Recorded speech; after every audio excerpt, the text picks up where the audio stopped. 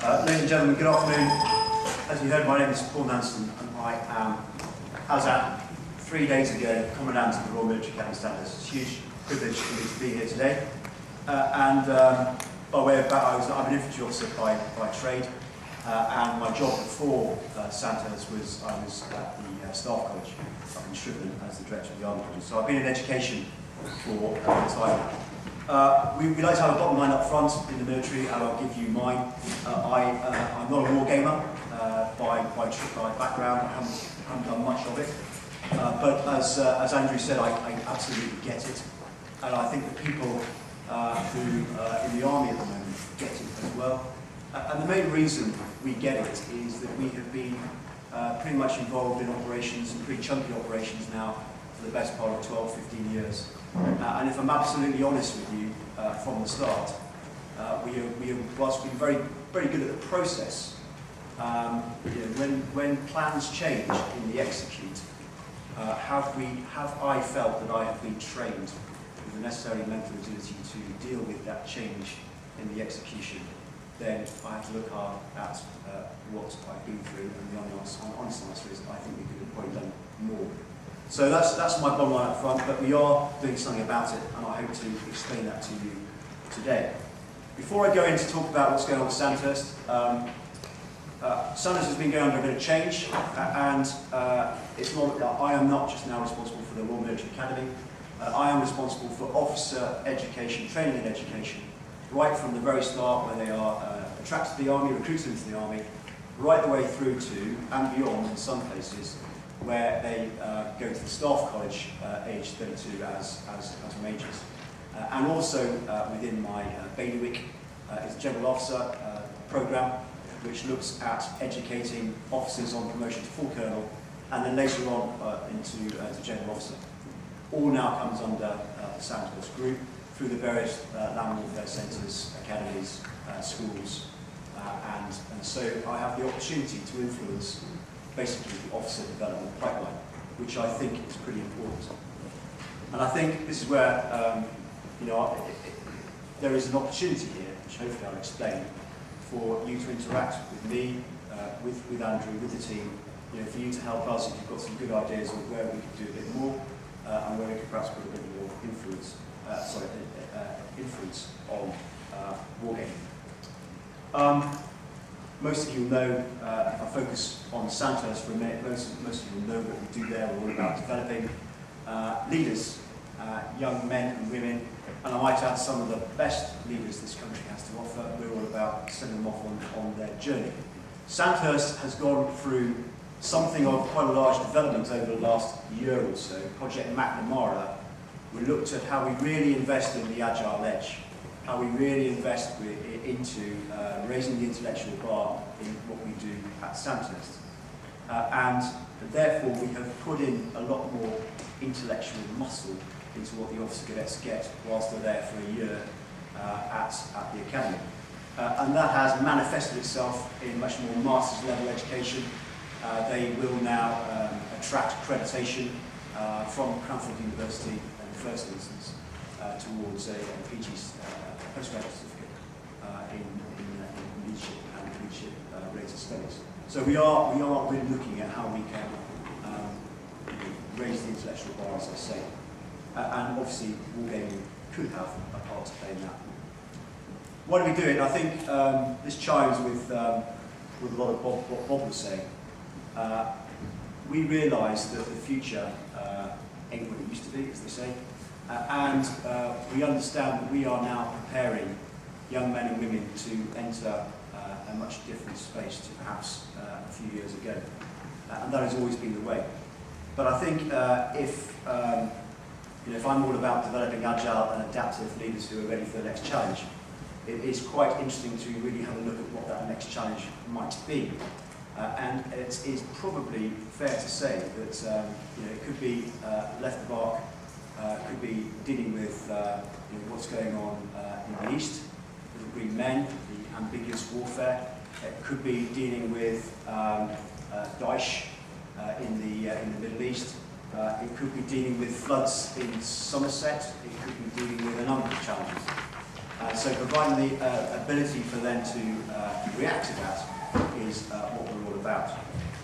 But I would also say that I am also about the Sandhurst, preparing them for fundamentally combat, closing with Queen's enemies, and therefore I am under a certain remit to train them to be able to face the certainty of warfare, which by its very nature hasn't changed for hundreds of years, and that is close combat is what we're all about.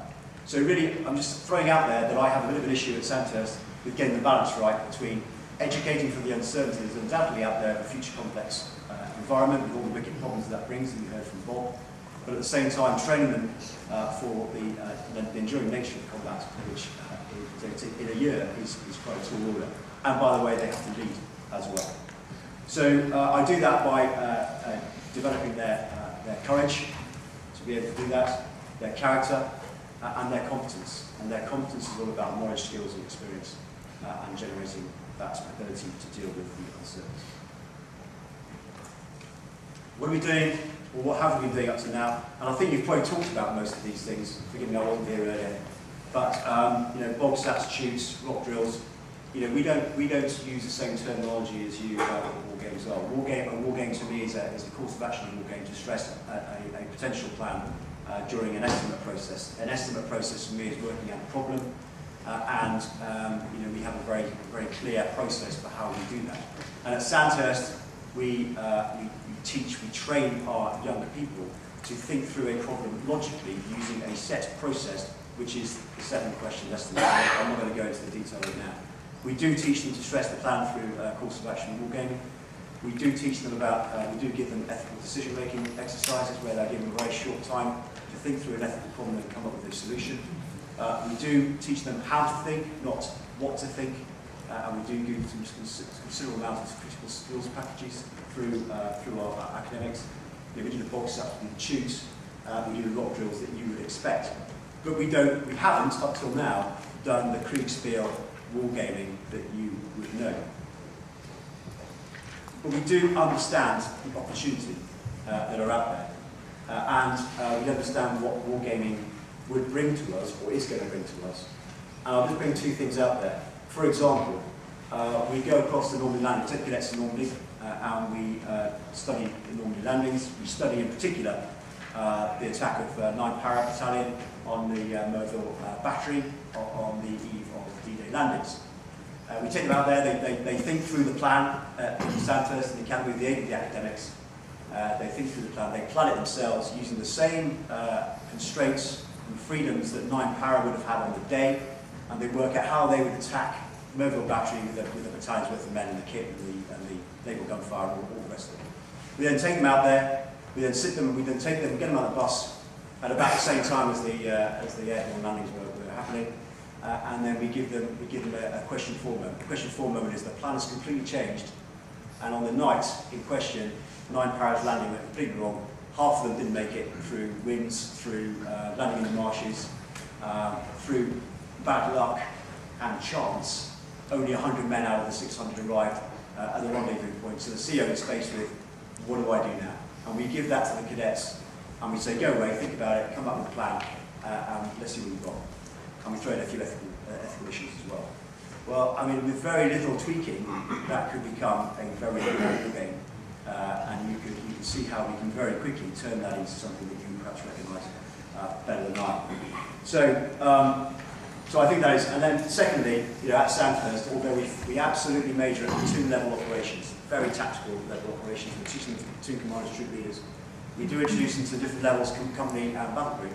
Wargaming is an excellent opportunity to allow them to experience different levels of operations, different levels of planning, but more importantly, different levels of execution, without having to teach them the whole 9 yards at that particular level, which they will get on later in life.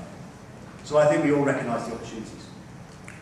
So what are we actually doing now?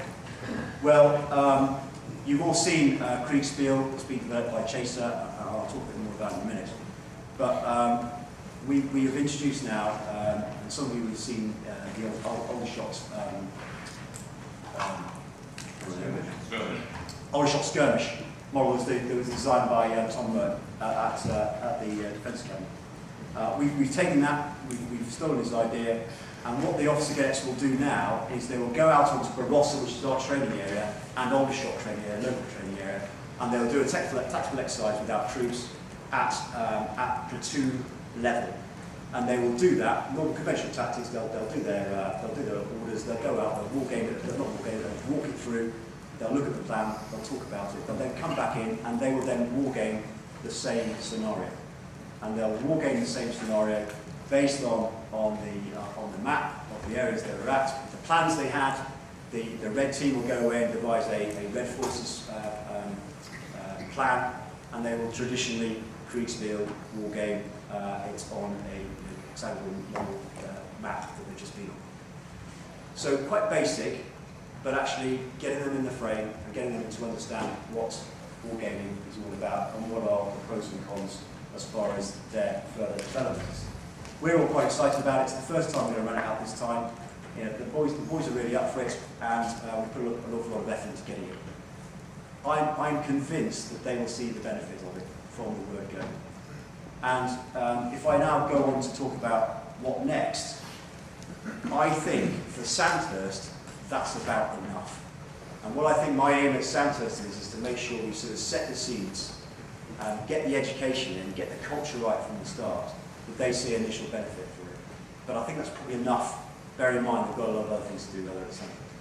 So what next? And this is where really you know, the work that Andrew is doing, DZ's doing, Phil Sabin's doing on Kriegspiel is really exciting. And if I take my academy hat off and look at the whole officer development piece, Kriegspiel is really exciting, because I think there's other places we can put this into so that the students at various levels get the benefit out of it.